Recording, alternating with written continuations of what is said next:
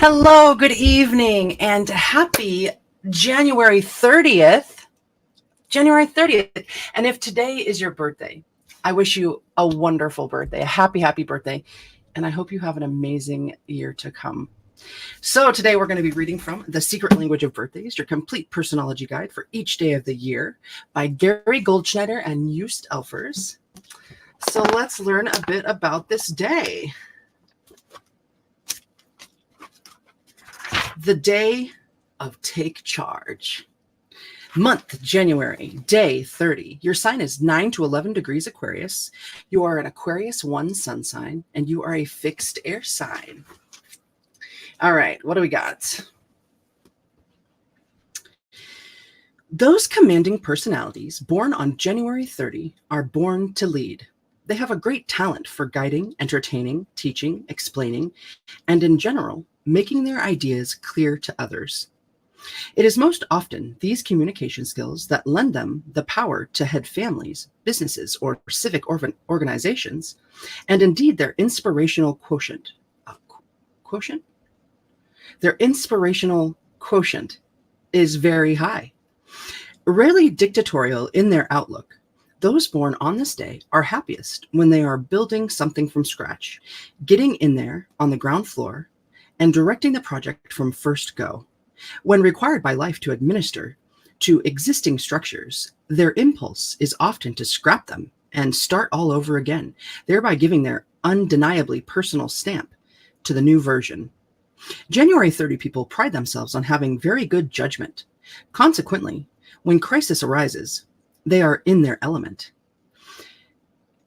Much of their life may be seen by them as a necessary preparation for decisive acts to come, roles they will one day assume. Consequently, they do not recognize failure as anything more than a temporary setback and ultimately as an important lesson to be learned.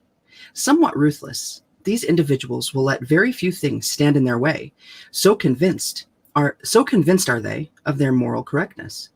Unfortunately, some of their behavior can be quite questionable, particularly when viewed from the tail end of hindsight.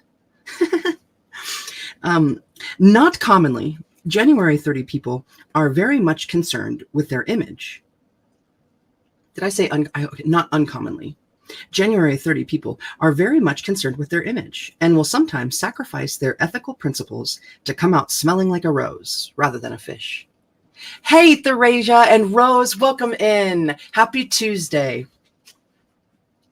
Right? Yeah, Tuesday. Days. All right. Highly persuasive individuals, January 30 people, are not above bending the truth a bit to accomplish their purposes. This they do in a very easy fashion, which does not invite undue suspicion. However, behind the scenes, they may be engaged in some very fancy footwork in order to keep their social balance. Most often, the justification for their actions is that they are acting for the good of the individual, family, or social group concerned. This may be generally true, but a bit dishonest, when in some cases, it is their very own personal ambitions that are their true motivations. January 30 people are most often very practical and astute financially, but do not suffer from a mercenary image. In fact, they may be seen as idealists. This image aids them in money matters, for they arouse less antagonism and jealousy. Thus, in these as well as in other important areas of life, they play their cards close to their chest. Trust is vital to January 30 people, as they cannot operate without it. They should try to justify that trust as much. I understand. They should try to justify that trust as much as possible. Others often come to believe in them so deeply that great damage can be done if those born on this day do not come through. Wow, juicy. You'll have a specific insight on those born on this day, Rose.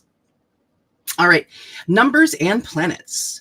Those born on the 30th of the month are ruled by the number 3. 3 plus 3, or 3 plus 0 equals 3. And by the planet Jupiter. Those ruled by the number 3 generally seek to rise to the highest positions within their sphere, and, as already mentioned, January 30 people are often driven toward high levels of achievement in their search for success. As Uranus rules Aquarius, a Jupiter-Uranus combination results for January 30 people, indicating that they tend to do things in a grand and sometimes idealistic manner.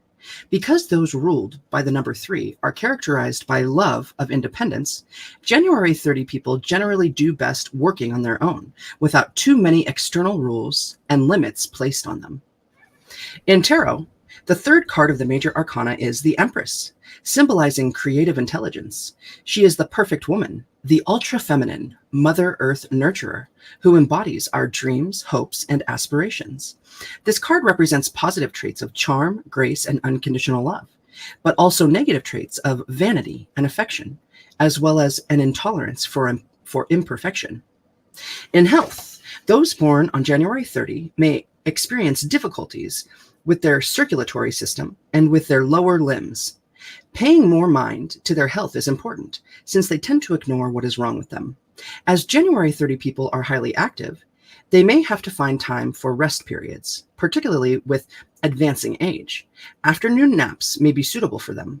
As far as diet is concerned, consumption of meat and alcohol should be controlled particularly, so that aggressive impulses are not heightened or aggravated. For physical exercise, moderate walking, jogging, or swimming is recommended. Advice: be more transparent. Image is not everything. Let people know what you really think and want. Learn to share in a deep sense. Focus on your personal relationships. The meditation of the day is: keeping one's eye on the goal does not preclude enjoying the surroundings. Hey, I like Jackie. Welcome in. Good to see you. Happy Tuesday. So keeping one's eye on the goal does not preclude enjoying the surroundings. Nice. I like that. Okay, so those born on this day: Franklin Delano Roosevelt, U.S. President, World War II leader, elected more times than any other president, 4 times, brought U.S. out of depression with New Deal, instituted Social Security. James Watt, Scottish steam engine designer, engineer, and unit of power namesake. Barbara Tuchman, a Pulitzer Prize-winning historian of A Distant Mirror. Harold Prince, a Broadway producer and director. Vanessa Redgrave, stage, film actress, and political activist. Gene Hackman, stage and film actor. Ernie Banks, baseball shortstop, first baseman, 2-time NLHR, RBI champ, and MVP. Roy Eldridge, a jazz trumpeter. Sharon P. Kelly, Washington, D.C. mayor. Delbert Mann, a film TV director of Marty. Richard Brodigan, a writer of Trout Fishing in America. Richard Cheney, defense secretary. Charles Lord Metcalfe, British 19th century peer, governor of India, Jamaica, and Canada. Boris Spassky, a Russian world chess champion. Curtis Strange, a golfer and 2-time U.S. Open winner. Francois Felix Faure, Faure, a French president. Louis Ruckesser, a financial analyst, and wrote Wall Street Weekly. Dick Martin, a TV comedian of Laugh-In. Olaf Palme, a Swedish prime minister, and he was assassinated. And lastly, we have Dorothy Malone, a film actress. Boom! So if you were born on this day, your strengths could be that you are astute, organized, and socially conscious. And your weaknesses could be that you are calculating and hardened. Dang, so we did it. We learned it. Interesting. So now I welcome you to the Daily Oracle Pull. And we're going to be getting cards from the Gratitude Oracle by Angela Hartfield. We're going to get a card from the Daily Crystal Inspiration by Heather Askenazi. And then we're going to get a card from the Super Attractor by Gabrielle Bernstein. Hopefully this stack stays. It's real precarious today. I had to even add weight to the box on this one. So I try not to move it too much. Okay, dokie. And then, yeah, if whatever stone we pull, if there's anything we can learn out of the Book of Stones, we'll do that too. Okay, so Genevieve, welcome in. Awesome. Happy Tuesday. All right, let's get a prayer over these cards, and then let's read the symbolism together. All right. Spirit, universe, thank you for always guiding me on my path. Please guide me to see the messages that need to be seen, and speak as a vessel to all of the cycles that they're working through. Protect anyone who comes and hears this message. Cover everyone with biblical sunlight. Please help me to speak clearly and slowly and understand the ideas that you are helping me to see. What do I need to know for the energy of this day? For anyone who comes across this culture, anyone with any good help for our best and highest good, please and thank you. Okie dokie. Let's do it to it. We'll get some shuffles in here and start reading the energy of the daily oracle pull. For our best and highest good, please and thank you. What energies are we working with today? Or whatever day you come across this.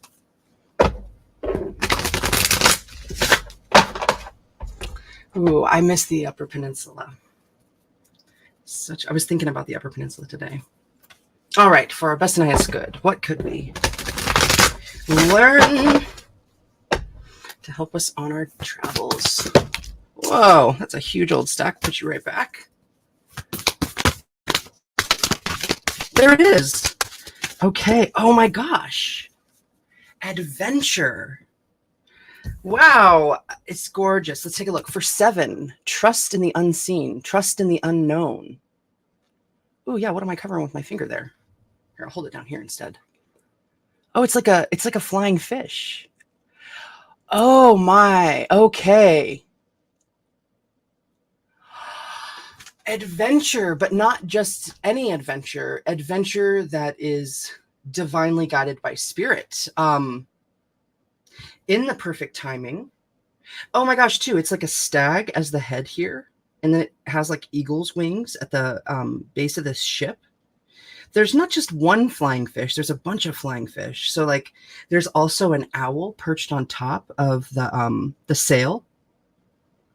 So being led by spirit, being led by wisdom, your inner knowledge, mixing with that that mystical, magical information and knowledge from the universe, from God. And we have candles at the top of this tree. And it's so like the mast of this ship is a tree. So your grounding is in the earth, and through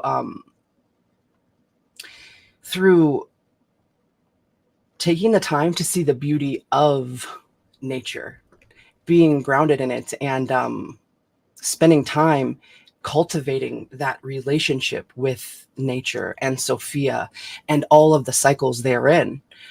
Because this tree, it looks like winter, but then off to the other side of this shoot, we have like a branch over here that looks like it's just fresh from spring. And then these flowers that are kind of trailing down from her red, beautiful gown, they look like they're more fall, like they're coming toward the end of their life. So this traveling that you're taking on, it will be both a spiritual journey that spans, all of the seasons, but it could also be a very physical adventure that you're taking. And you're being guided to really trust in spirit that we won't have all of the answers. We never do, right? We can only work with what we know for the best of what we have. And this is boding so like exciting. It's also interesting to me how this scene, it's like you're actually riding a wave of a cloud, and we're like thick in the air energy. So your mental faculties are going to come into play here. We're working smarter. We're not working harder, right? A lot of intricate details here, but also not only are you led by spirit and this self-trust and like that masculine energy to, like intend and create, like we learned yesterday. You're also being called to be led by your own creativity, this red root chakra grounding color. That way, welcome in. Good to see you, man. Yeah, the passion of this connection of what it is to be physically human in this space. I mean, we behold both spiritual aspects and physical aspects. And yeah, living as a human, and what does that mean? And desires that come, and temptations that come, and what are the things that we want to be a part of and not want to be a part of, while still being led by our true passion, and relying on spirit and asking the questions: is this in my best interest? Please help me find the best path to be worked through as a vessel. How many candles are up here? 1, 2, 3, 4, 5, 6, 7, 8, 9, 10, 11, 12, 13, 14, 15. 15 for 6, heart space, love energy, and a message shouting in my head that you are the light. You are the light. Now, I don't want for 1 second to you believe, for you to believe that you do not behold the darkness.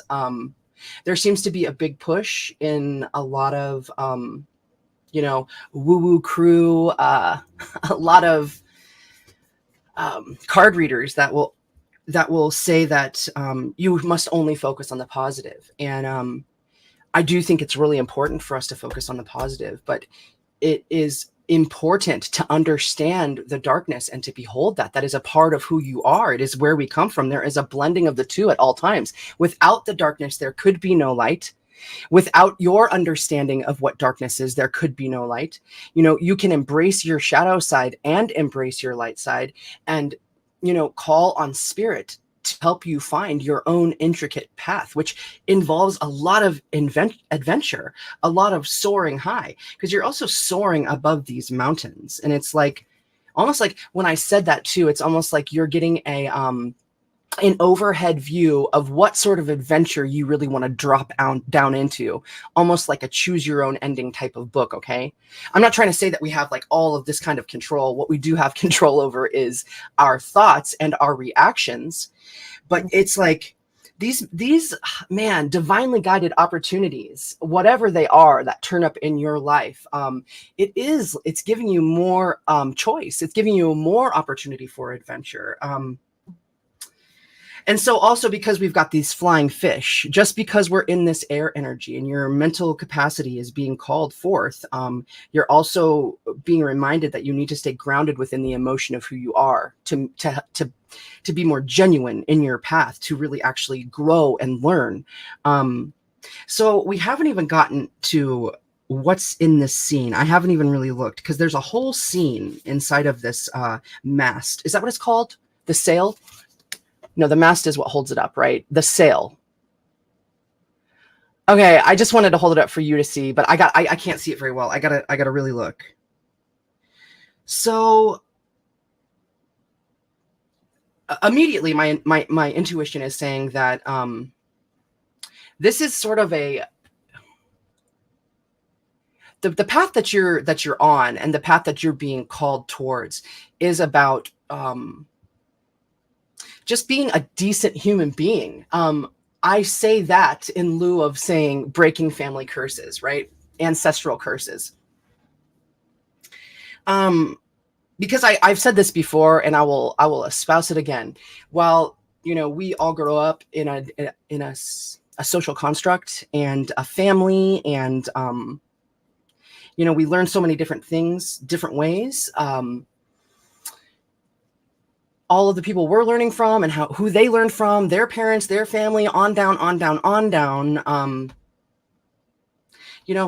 Yeah, maybe we do inherit through nature and nurture negative qualities and ways of being. And that also, I feel, in my own opinion, it also just is, it's a part of just your personality. And I attribute that a lot to where the planets were when we came into the world, right?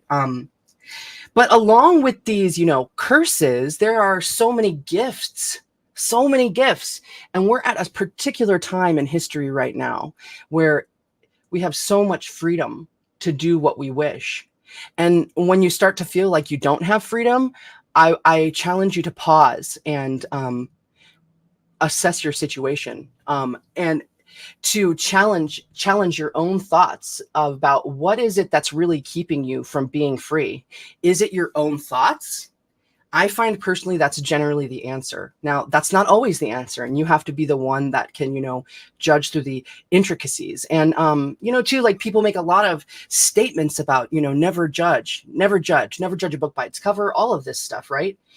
But I find that to be ridiculous, because that's exactly what our brains do. They put things in boxes so that we can understand them, and we are always judging one thing or another. What I would rather say is not to not judge, but to be open-minded and fair, and not quick to conclude. Because if you didn't have a way to judge things, you'd put your hand on a stove every day, because maybe that bright light is just too fascinating. I know that I have intrusive thoughts, and like when I turn a fryer on, like a full fryer in our kitchen, I feel so compelled to just put my hand right in the fire. Okay, like I know, don't do it, right? But anyways, I'm just saying, be the one to judge. Okay, Pearl, welcome in. Everybody, welcome in. So, along with this scene, okay, you have a lot of gifts from your family, and you have some things that you maybe want to drop away that no longer serve you. And also there's this like stairway that's coming out from a basement. So I'm feeling too like it would be a good idea to be I'm feeling the sense of like harvest season when we save back food. Which religion was that? Bollocks. Anyways, there was a specific religion where they always kept at least a year's supply of food. So that could be something, a part of your future coming up, a sense of creating a form of security, whatever that means for you and your family. But also, two last things I want to address in this card. The moon, all right? The moon, which is waning in this picture, and we're waning in light now as well. It's still pretty bright and big out there, but it is losing light, all right? I always want to draw attention to our feminine divine connection to the moon. You can be led by it. The more that you're led by it, at least speaking from my own experience, there will be more synchronicities in your life, more messages, and a closer sense of spirit, a closer sense of your relationship to spirit. After I started, this might be TMI, but I'm going full in.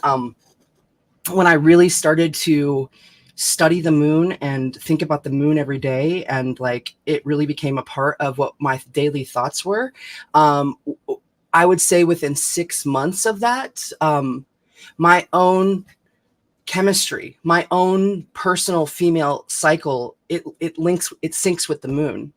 And I've read about other women that's happened for as well. It's just fascinating, right? It's pretty cool that it happens in like a physical manifestation too, and not just for 1 month. We're talking like years now. So, and then the last thing I want to address on, or I think the last thing I want to address on this card, right? We could talk about symbolism for hours. Is the music. We have three, okay, it's like a triangulation of music around the main character of this female that's like sailing off into the distance for this, grand, mystical, spiritual adventure, whatever it may be. It could be for work, it could be for family, it could be for play, and maybe it could be a bit of all of those. But this idea of music and the vibrations of music, because not only is she like triangulated by these three musical instruments, and like two of the people are playing these instruments, they're all string instruments, that real vibration. I mean, I know all music is vibration anyhow, but when you sing, you really can't see the vocal cords vibrating. And when you play a trumpet, you can't see anything vibrating. But when you play strings, you can actually see the strings vibrating. So maybe in a very real sense, music could be a part of what's coming up for you. I don't know if that has ever been an interest in your life, to incorporate music on your path. But also sometimes when we move, like physically, when we move or when we speak or when we sing, it will initiate a movement. It will initiate like a natural path for something. So I think that it's really important for you to make music a bigger part of your life, whether or not that is you participating in it or just appreciating it, because they are both equally as important. And I think it'll help you be more in tune with spirit. Yeah. Okay, so right. What a cool card that I don't know that I've ever pulled. Dang, I hope that could help you. Let's read from the book. 52, Adventure.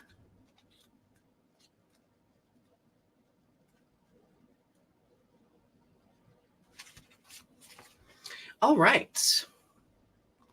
It may have been a while since you changed up your routine. An adventure, which has spontaneity attached to it, is more connected to your heart and intuition than a usual vacation. When you pursue adventure, you might find you spend less time on the details than when you plan a vacation. Your perspectives, intuition, experiences, and desire will help you to figure out what you will embark on for your daring journey. I love this. You can incorporate adventure into your daily life. You might try a new restaurant or type of cuisine, or pack an overnight bag and drive to an off-the-grid bed and breakfast. Embark on your adventure with no set schedule or expectation. It is an opportunity to proceed without certainty or fixed destinations. Adventure can also happen when you are the least prepared. For example, losing your luggage is not an ideal situation, but it forces you to alter your plans and do something unexpected so you can resolve the challenge in front of you. An adventure will move you out of your humdrum life or comfort zone and introduce you to something new. Try to incorporate adventure into your life at least a few times a year. Make sure you let someone know where you're going, how to reach you, or when you expect to be back if you are going alone or won't have internet access. When an opportunity to try something new shows up, grab it. When someone invites you to do something that you may have declined in the past, say yes and see what happens. Adventure broadens your experience, brings a fresh perspective, and challenges your previous limitations. A woman is adrift in a floating vessel with an antelope. Antelope, okay, all right. Antelope figurehead. She is serenaded by a man on a cello and a youth on a violin. A candelabra in the tree's branches illuminates her passage. An owl looks down at her. The candelabra can mean calm, revisiting beautiful memories, or connected to your inner fire. The antelope asks you to keep an open heart and foretells pleasant surprises coming your way. The instruments are linked to your energy and the elegance that music brings to your life. Imagine the blessings received from an adventure and the shift it will bring you. Affirmation. I open myself to adventure. New experiences bring me excitement and blessings. Boom. Wow, what a blessing that we got that card. It's still bothering me that I can't remember the name of that religion. Maybe it'll come to me. All right. Let's get a daily inspiration crystal to help us with this adventure, with this spontaneity, with these open minds, being led by spirit. Yeah, trust in the unseen. I just washed my hair. It's really clean. It just wants to go everywhere. Okay. It's tickling my nose. All right, what do we got, Spirit? What stone could we work with to help with this beautiful energy? Thank you.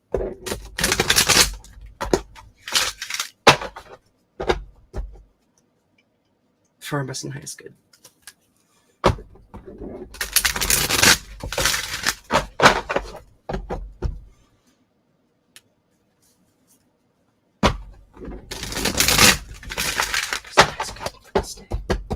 All right, what do we got?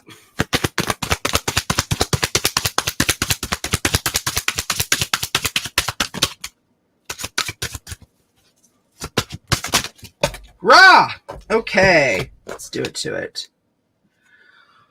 Oh my, okay, right. Okay, so this is Ocean Jasper, and it says schedule yourself in.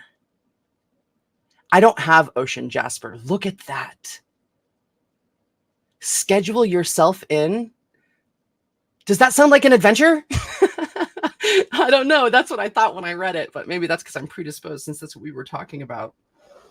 All right, let's read what this book has to say, and then we'll see if the Book of Stones has anything about Ocean Jasper. Oh, thank God. I couldn't remember the name of iolite. I knew it started with an I and it ended with a light, but I was thinking about iolite today. Okay, so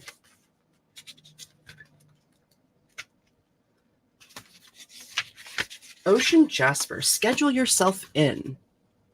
There is always time for me time. It's okay to make yourself a priority. If you don't take care of yourself, it's hard to be available to care for others in an effective and healthy way.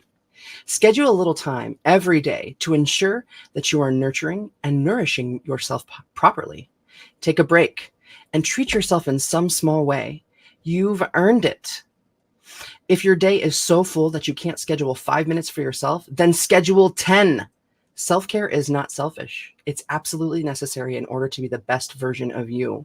Core questions. Oh, what do you do for yourself? Do you put yourself last on the to-do list? How can you make yourself more of a priority? Crystal action. Affirm saying, I care for myself because I am important. Today, make a commitment to schedule time for yourself. Well, what a beautiful card to help us with this, this notion of adventure and doing something new and, having new experiences in the world. Wow, that's awesome. Let's see if there is anything about ocean jasper in the Book of Stones. I'm just gonna back it up a little bit, cross my legs. Maybe I can just tuck this behind my ear. Okie dokie. Okay, wait. Let's read this quote too. In a crystal, we have the clear evidence of the existence of a formative life principle. And though we cannot understand the life of a crystal, it is nonetheless a living being. Nikola Tesla. Oh my gosh. I love this book. So this book is called The Book of Stones, Who They Are and What They Teach Us by Robert Simmons and Naisha Ossian. So let's see. Ocean jasper. Maybe I should just go to jasper first and see if it's...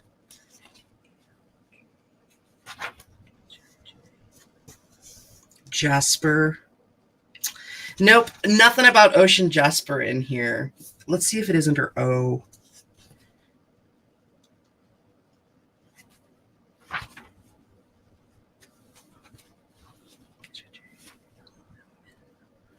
Hey, ocean jasper. Boom. 352. Okay, let's see what it say. Okay, keywords. Enjoyment of life, release of negativity and stress, relaxation, positive self-expression, physical and emotional healing. The element is earth. The chakras are the solar plexus, the third, the heart, the fourth, and the throat, the fifth. Ocean jasper is an unusual jasper variety found only in Madagascar. Like other jaspers, it is a member of the quartz family, a silicon dioxide mineral with a hardness of 6.5 to 7. Its crystal system is hexagonal and trigonal.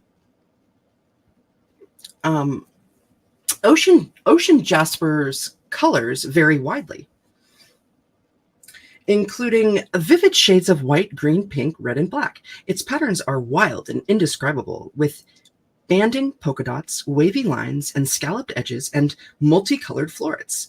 The cavities in ocean jasper are often filled with sparkling druzy quartz.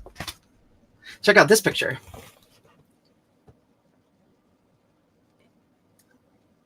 Looks like a cool guitar pick. Okay, ocean jasper is a stone of joy and high spirits. It opens one's awareness to the benevolent aspects of life and lifts one's mood through its positive vibrations. When one is under its influence, it is difficult to take one's problems and dissatisfactions as seriously as one normally does. Ocean jasper helps lift the veil of negativity which many people unconsciously wear over their eyes. And when this veil is lifted, it is much easier to see and appreciate the many blessings of life. Ocean jasper stimulates the solar plexus, heart, and throat chakras with its beneficial vibrations, conveying the urge to feel, speak, and act more positively. It supports the expression of love in one's words and deeds, and it helps one to realize what and whom one truly loves. It banishes complacency and the habit of taking one's loved one's health, prosperity, or security for granted. It brings one's consciousness to the present moment, revealing or relieving worry about the future or bitterness about the past. It allows for the release of stress and escapism, helping one understand the value of the here and now. Wow. Healing practitioners are advised to put a piece of ocean jasper in the healing space in order to help the atmosphere of a room pleasant and relaxing. Placing one of these stones in the client's hand or on the body can make the person more receptive to the work. Using ocean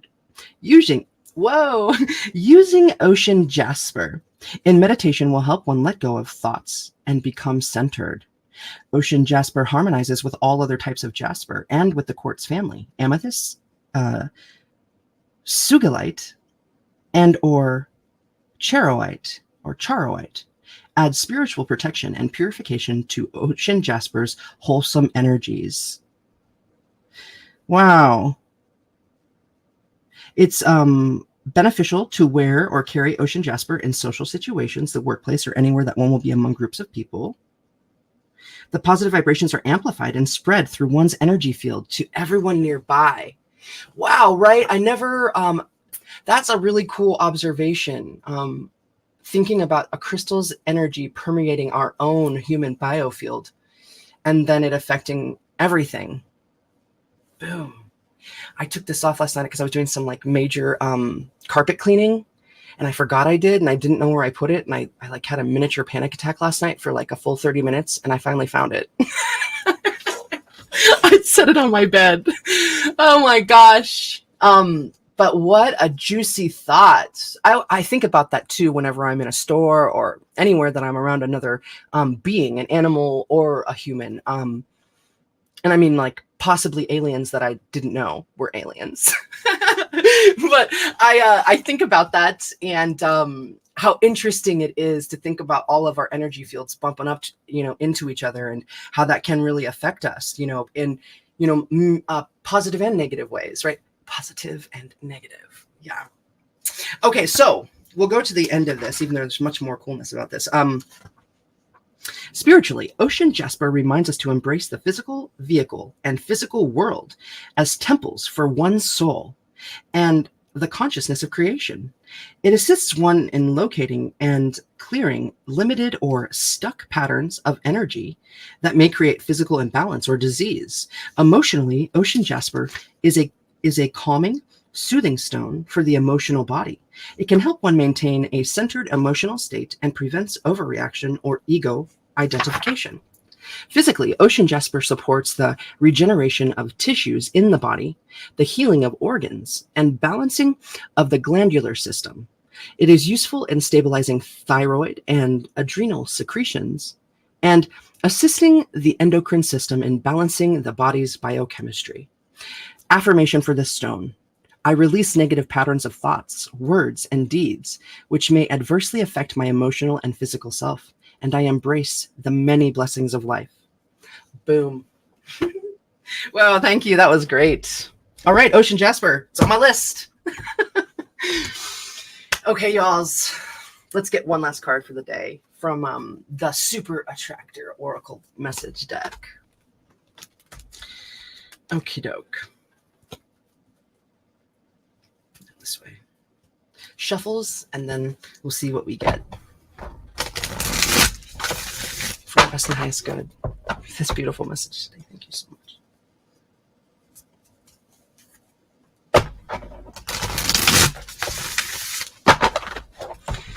All right, what do we got?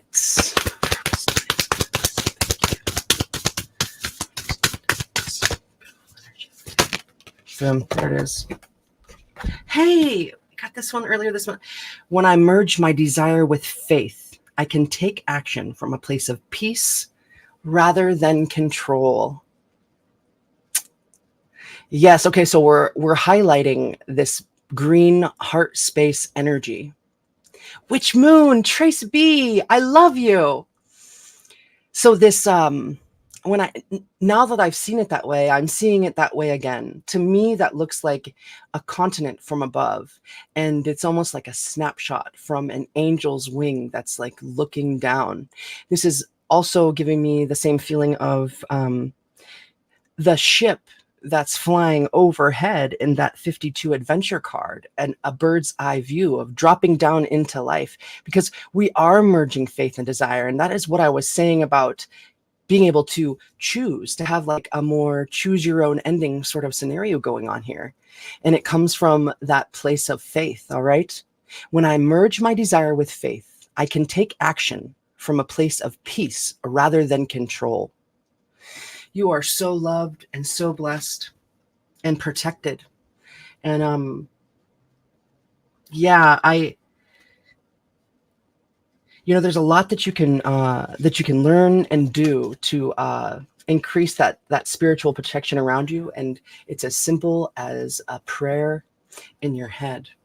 You can do much more. You could wear a talisman or a piece of jewelry that will also hold that energy, protect you. Also, every single time you come and watch or be a part of this energy with me in these readings, I've always asked for your protection, and I've always covered you in pentacles of light. And I want you to know how loved and protected you are. And you've got this. And I wish you awesome adventures to come for all of us. What's our bird's eye view? And the music of our heart. One last thing about adventure and traveling in the world before we close out. I find that when I've been out on the road traveling, me and Marble in the camper, I love it. We seem to be led more swiftly to our next lessons, our next, ports of community, and the next place for our own expansion and growth. It just seems to happen faster. It's like, even when you break, like every single time I've broken down has been a miracle. I've either come out with a friend, or I end up breaking down like right in front of the place that I need to, or for some reason this town only has the certain thing that I needed for miles around. Dude, like really every time. I mean, like I broke down in Texas, and you could spend a month driving in Texas, but I happened to break down right when we got into San Antonio. Like, it's nuts, right? Like, we are so protected. And my friend Anne, she's always saying, what is it? Crap, what is it that, adversity is my best friend, or timing. No, timing is my best friend. That is what she's always saying. And I love that. It's a mantra. Timing is my best friend. And she said, what the real test of that is when you're stuck in traffic, or when you're broke down, you still say it with a smile in your heart and in your eyes and and on your face, that timing is my best friend. And who knows what could have happened if you were just down the road a moment later, like maybe you would have been the reason for that traffic jam, right? So I love you. I love you very much. Thank you again for holding this beautiful space with me and helping these cards be drawn out for us to read the symbolism together. I appreciate you so much. I thank you to my friends and my family for always supporting me. And I thank you to StreamYard and YouTube for making this a possibility that we could meet like this in this community. And above all, the grand creator, the universe. Thank you so much. I really thank you. I love you. And I'll see you guys tomorrow. Thank you.